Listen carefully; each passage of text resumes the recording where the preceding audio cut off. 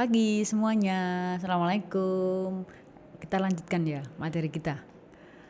Sebelumnya kita sudah melakukan identifikasi, dilanjutkan tahap pengukuran resiko. Sekarang kita masuk tahap setelah resiko itu diukur, diapakan?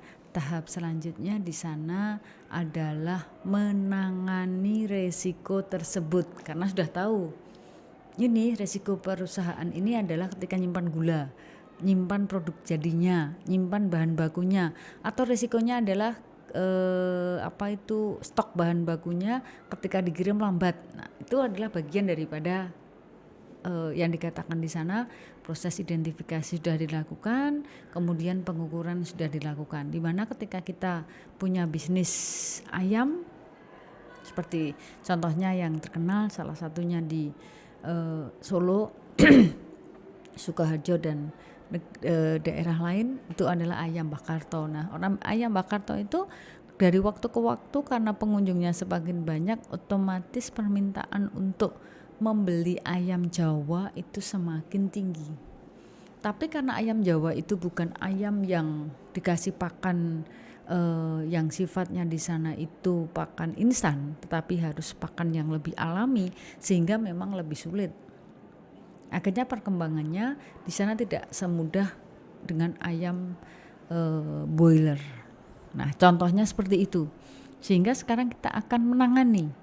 Oh, kalau stok ayam nggak ada, apa yang dilakukan? Nah, itu yang dikatakan di sini sebagai tahap pengendalian risiko.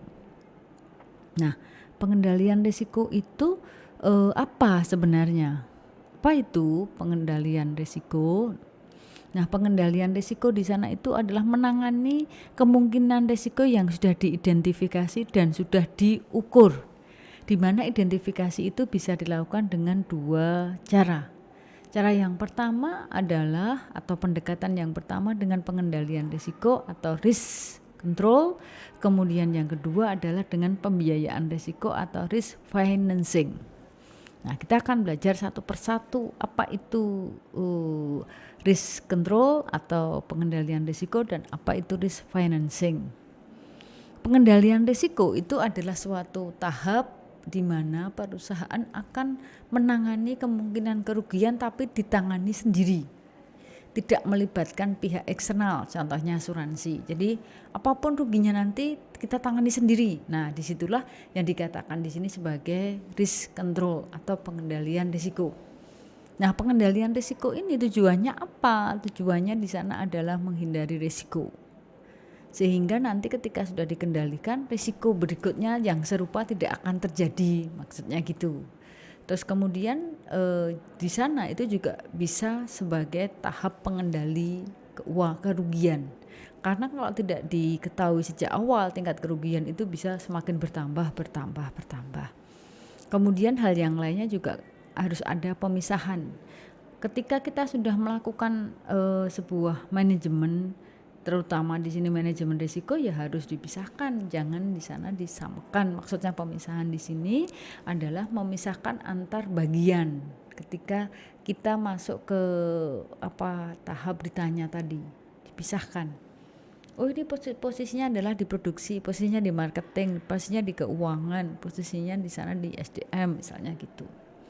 Kemudian bisa juga dilakukan dengan polling atau kombinasi, dan juga bisa ke pihak eksternal. Setelah pihak internalnya beberapa kali ternyata kepingin menyelesaikan sendiri, ya itu yang dikatakan di sini sebagai tahap pengendalian risiko. Sementara kalau kita bicara tahap yang kedua dari pengendalian risiko adalah pembiayaan risiko. Di mana pembiayaan risiko ini dilakukan dengan cara memindahkan risiko melalui pemindahan asuransi. Jadi kita memang beli asuransi tadi. Tujuannya apa? Tujuannya adalah untuk melindungi berbagai macam tingkat kerugian yang akan dihadapi oleh perusahaan.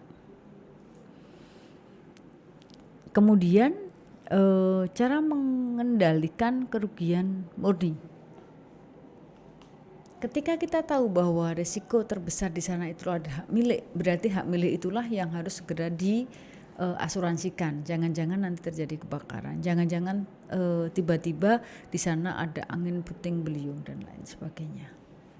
Nah, sehingga akhirnya yang terjadi ketika sudah ada pengendalian yang sifatnya murni di sana, kadang ada yang menolak, ada yang memiliki, ada yang menerima, ada kegiatan-kegiatan di mana di sana kegiatan itu tidak fokus dilakukan di situ, malah di lain, padahal fokusnya di perusahaan itu membuat produknya adalah roti, tapi ternyata yang dilakukan di sana adalah membuat coklat di perusahaan lain. Itu yang dikatakan implementasinya seperti itu. Nah, ketika kita sudah tahu implementasinya seperti itu, berarti kita harus tahu karakteristik menghindari risiko, cara menghindari risiko itu sendiri. Nah, cara menghindari risiko itu bisa dengan mengurangi, artinya kita tidak terlalu dalam masuk dalamnya. Kemudian yang kedua, adanya laba potensial. Laba potensial itu bisa kita dapatkan asalkan di sana di bagian-bagian itu mau terbuka. Kadang ada bagian-bagian yang tidak terbuka sehingga mereka mengatakan kita terima penerimaan, tapi mereka besarnya berapa mereka jawab tidak tahu. Nah, itu.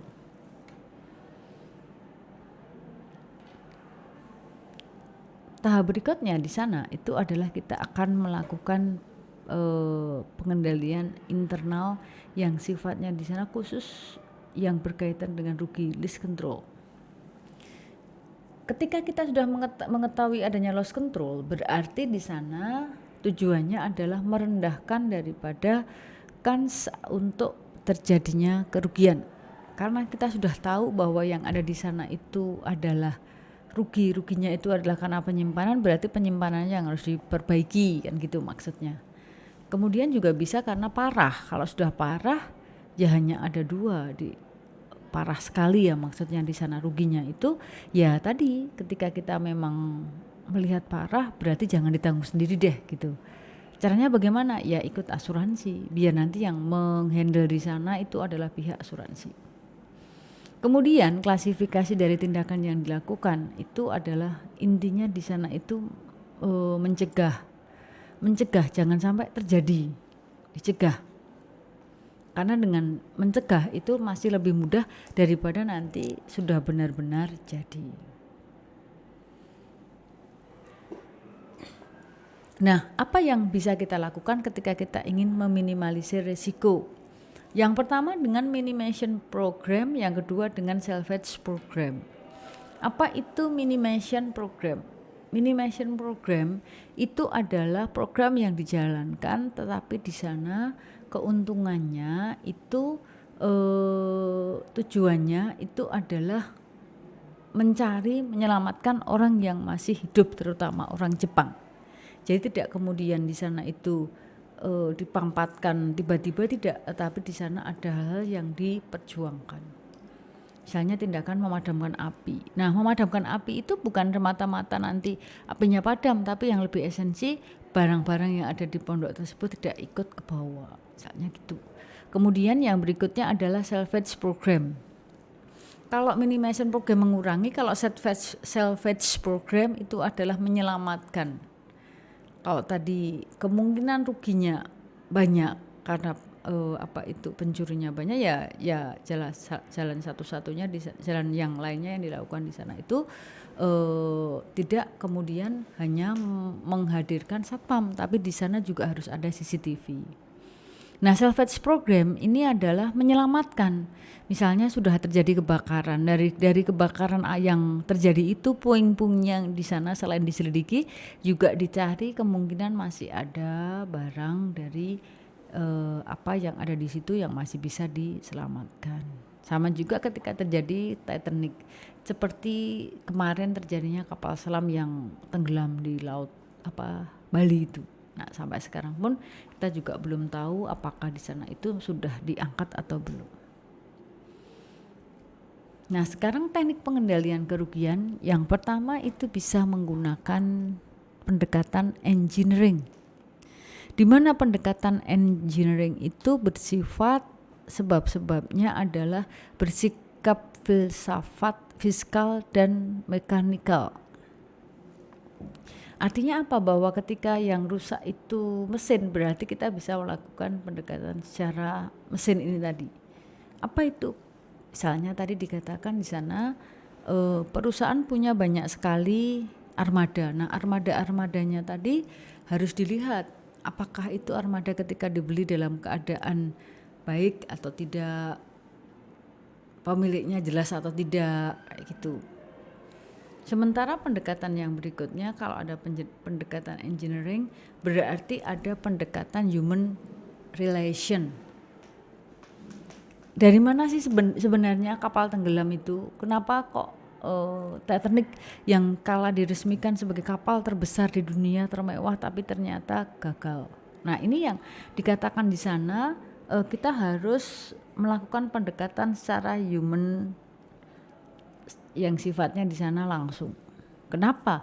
Kalau kita nanti melihat di sana adanya pendekatan yang bersifat yang asalnya dari manusia, tapi kita tidak sengaja tidak mau datang karena ada bisikan dari teman-teman Anda, jangan apa itu diurus, dan nah itu yang terjadi nanti sama juga di sini.